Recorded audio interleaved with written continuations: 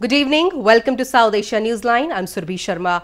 Here are the top stories we are tracking for you on Tuesday, the 18th of December. Cyclone Phethai leaves behind trail of destruction in southern India.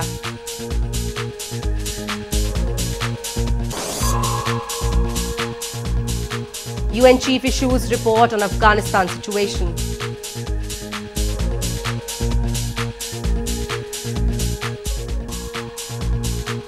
And Sri Lankan Premier Wickremesinghe to form new political alliance.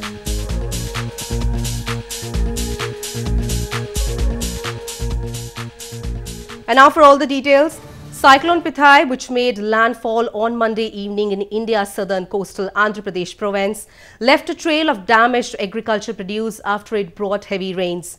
The provincial government said that more than 5,000 farmers were badly affected and around 40 houses were damaged in the cyclone.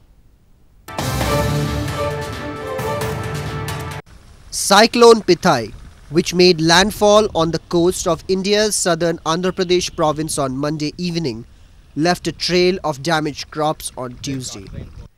Farmers in Kakinada region of Andhra Pradesh expressed their distress to witness their damaged crops after the cyclone brought heavy rains and destroyed their farmlands. Andhra Pradesh Chief Minister Chandrababu Naidu told reporters that 2,179 hectares of paddy fields were destroyed due to the cyclone. More than 5,602 farmers were badly affected and around 40 houses were damaged, he said.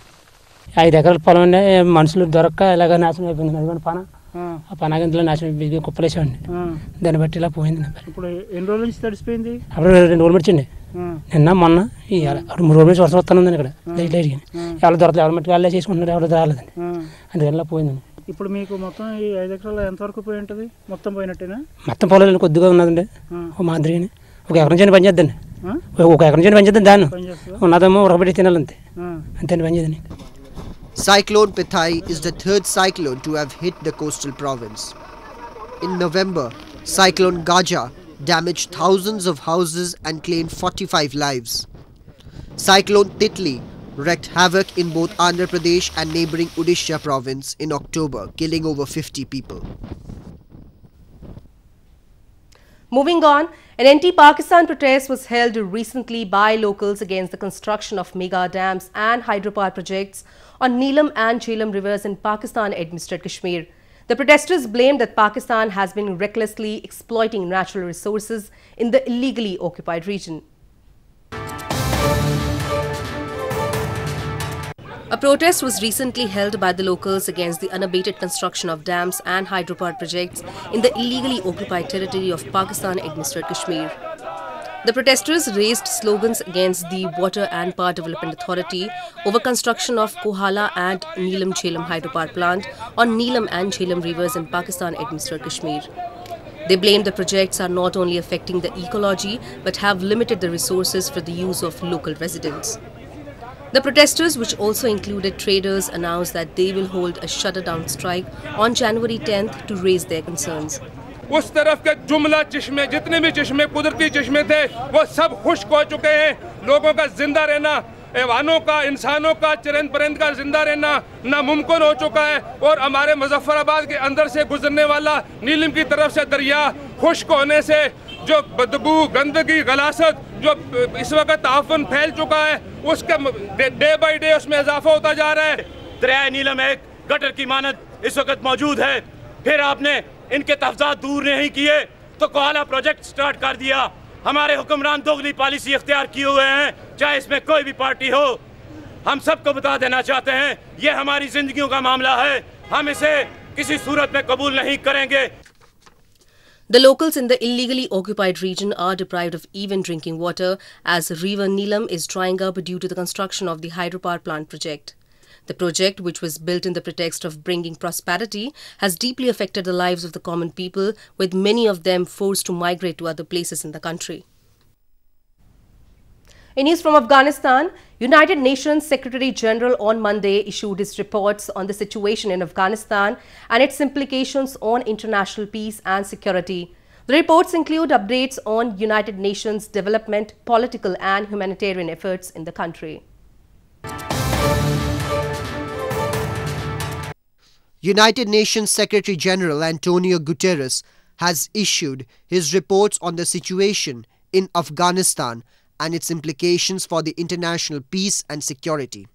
The reports include an update on the activities of the United Nations in Afghanistan, including political, humanitarian, development and human rights efforts. Meanwhile, presenting the latest report, Special Representative of the Secretary General and head of the United Nations Assistance Mission in Afghanistan applauded the courage of Afghans as they defied threats and voted for better future during the parliamentary polls. An estimated 4 million people in Afghanistan voted in the parliamentary elections. The people of Afghanistan will also make a critical political choice next year for their president. These elections are essential steps as they walk on the path to firmly establishing a representative democracy. The representative further added the completion of the parliamentary elections provided an opportunity for the country to take a step towards the rule of law. Facing violence carried out by the Taliban and other terror groups, the people were defiant in their pursuit of peace and democracy, and more than 45% of the registered voters came out to cast their votes, he said. More on news from Afghanistan. Afghanistan's Independent Election Commission has announced that it has closed the recounting process of votes for Kabul province and that it is now processing the data registration of the results. This came after complaints of widespread fraud and irregularities in the poll process in Kabul. Afghanistan's Independent Election Commission or IEC on Monday said that it has wrapped up the recounting process of votes for Kabul province and that it is now processing the data registration of the results. The poll body said that it will announce the election results for Nangarhar, Paktia and Baglan provinces within the next few days. However, election results for Kabul will be delayed once again. بعض ولایات دیگه که مشکلاتش گسترده تر است مثل کابل ما زیاد امیدوار نیستم با وجود که سعی تلاش‌های جریان داره که نتایج ابتدایی اعلان شود اما فکر می‌کنم اندک تأخیر خواهد بود. So far, the IEC has announced election results for 29 provinces, but the final results will be announced once all electoral complaints are investigated by the Independent Electoral Complaints Commission. The poll body also informed that the registration process of presidential election candidates will begin on Saturday. Moving on to news from Sri Lanka, the reinstated Prime Minister of Sri Lanka, Ranil Wickremesinghe, on Monday said that a new democratic front would be created to secure the constitution and stabilize peace and reconciliation in the country. His statement came a day after he was sworn in as country's Prime Minister, making a remarkable comeback weeks after being ousted under controversial circumstances. Sri Lanka's reinstated Prime Minister and leader of United National Party (OUNP), Ranil Wickremesinghe, on Monday said that a new democratic front would be created to secure the constitution and stabilize peace and reconciliation in the country. According to local media reports, the UNP leader, while addressing a public rally in capital Colombo City, said that he has planned to register a new National Democratic Front or NDF, which would also help him fight elections and devise a government with massive power. His statement comes a day after he was sworn in as Sri Lanka's Prime Minister, making a remarkable comeback weeks after being ousted under controversial circumstances. The island nation was marred by a deep political crisis when President Maithripala Sirisena had replaced Wickremesinghe with former President Mahinda Rajapaksa in late October, following differences over policy matters and other issues.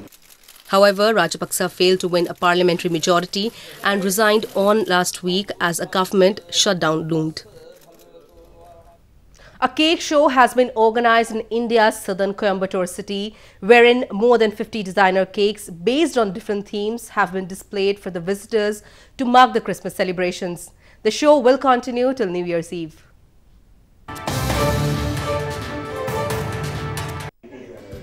A cake show has been organized in Coimbatore city of India's southern Tamil Nadu province, in which more than 50 designer cakes based on different themes have been displayed for the visitors to mark the celebrations of Christmas and the New Year.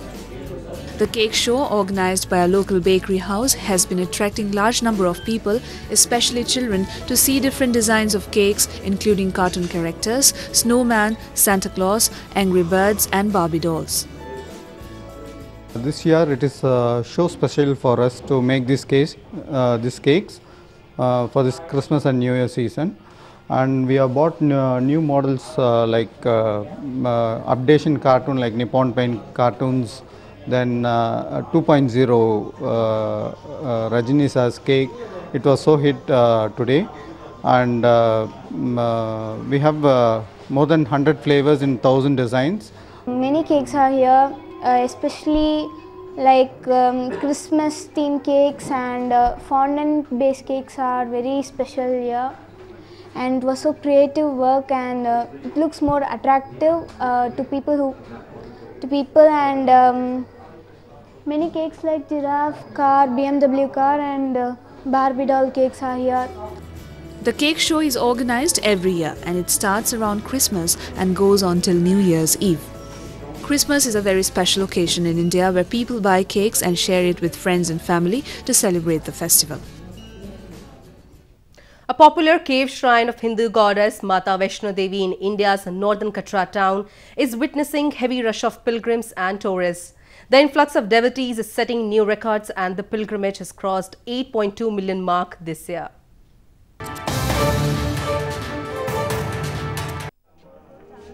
The holy town of Katra in India's northern Jammu and Kashmir has been witnessing a huge rush of pilgrims and tourists who have been thronging the town to pay obeisance at the sacred cave shrine of Hindu goddess Sri Mata Vaishno Devi in the foothills of Trikuta mountains. The footfall of devotees to the shrine has already crossed 8.2 million mark this year, breaking the records of previous 4 years, and the influx is expected to increase further on the eve of New Year. Aesthetic devotees sang songs, chanted and danced as they embarked on a nearly 8.6-mile-long journey towards the shrine. Elaborate security arrangements have been made by the administration to deal with the heavy rush of pilgrims. 2014, 15, 16, 17 इन चारों सालों से आज 18 की जो यात्रा है ये cross कर गई है इन चारों सालों को. लास्ट ईयर जो था उसने पिछले 3 सालों को बीट किया, इस साल ने पिछले साल को बीट किया.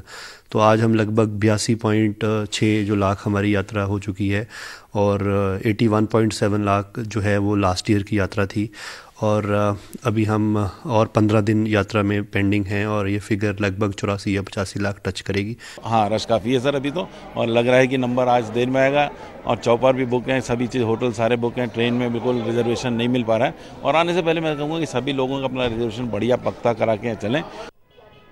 The recent snowfall in the region has also played a crucial role in increasing inflow of the tourists to the holy shrine. This has also brought smiles on the faces of traders, hoteliers, travel agents and mule owners who solely depend on the pilgrimage for their business. Well, that's the way it was in South Asia this evening. Before we conclude the top stories once again.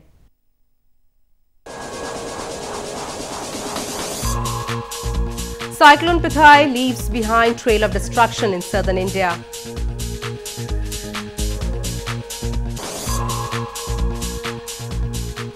UN chief issues report on Afghanistan situation.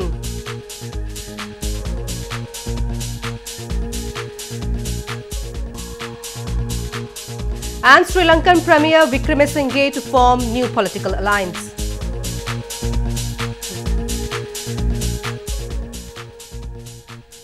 Now our viewers can watch the show on SouthAsiaNewsline.com.